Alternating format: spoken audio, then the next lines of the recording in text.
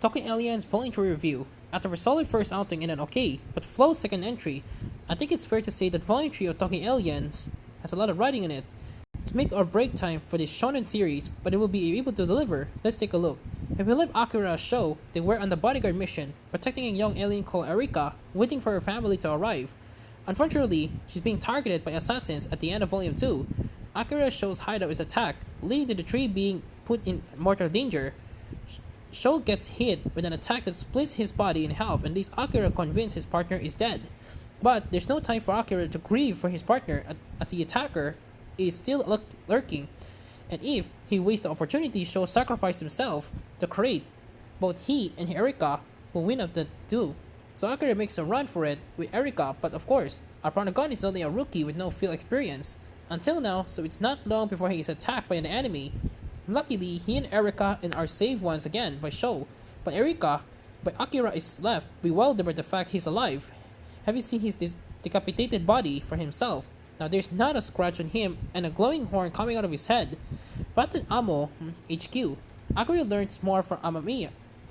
And Shou is what's considered a former Earthling. 9 years ago, Hakojin, the beast that killed Akira's father, attacked Shou and his little sister, which left his sister in a coma and Shou became an alien with hyper regeneration abilities.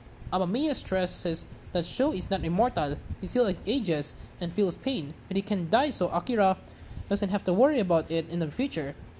Of course, Amamiya is blasty comments do absolutely nothing to reassure Akira as he cares about Shou and doesn't want to see him in pain. Who cares if he doesn't die? It still hurts that Akira doesn't want Shou to go wrong just to protect him. Worse still, Shou's alien nature has left him labeled a monster by other members of the Amo, and even Amamiya sees him as a weapon to be used to fight dangerous aliens, neither of which Akira can let slide.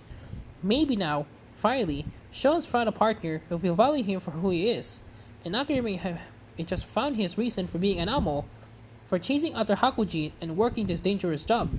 When I review Volume 2 of Talking Aliens, I talk about it feeling disjointed compared to Volume 1, and there was a sense that the author didn't know what to do with the series.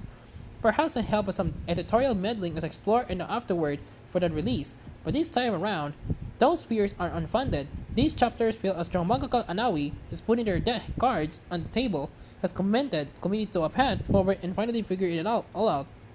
The storyline this time around moves quickly with lots of actions and scenes, but it's also packed with character developments and emotional flourishes that keep the readers who were invested in Akira's show on the hook. There's a point towards the end of the book when the rules of Akira's show are reversed, with Akira taking charge of the mission for the first time, illustrated by a two-page spread. At this moment, I knew that Talking Aliens had found its way in its movie okay because the strength of our protagonists will carry through anything. Their partnership has always been integral to making his manga work, and now Nawi is capitalizing that. With no room for arguments, it's not very often that I walk away too satisfied by how our creator has portrayed such an emotionally charged scene in even now. A couple of weeks after the first reading this release, I'm still thinking about it. If that's not the sign of a good manga, I don't know what it is. Of course, now this arc is over the next volume, then will fall back into bad habits, but unlike when I finish volume 2, it's going to take a lot for me, but put this one down for good. That's how confident I am in Nawi's newfound determination. Even if it stumbles, Nawi has proven that Talking Aliens can bounce back. Talking Aliens Volume 3 comes to the West thanks to Square Enix manga and continues to be translated by Andrea McKnight, as been the case with the previous two books. This release reads, well, with no issues to note, Volume 4 of the series currently scheduled for the release in August, so it won't be too long until we get to enjoy more of this one. Overall, Talking Aliens Volume 3 has proven the series has what it takes to be a recommendable shonen series, and what feels like renewed determination. Other Nawi smooths out the wrinkles of the previous books and show us the previous best of what this one has to offer. If you're invested in Akira and Shou stories so far, you certainly find yourself coming back for more. A review copy for Square Enix manga was supplied by Turnaround Comics, Turnaround Publisher Services. 9 out of 10.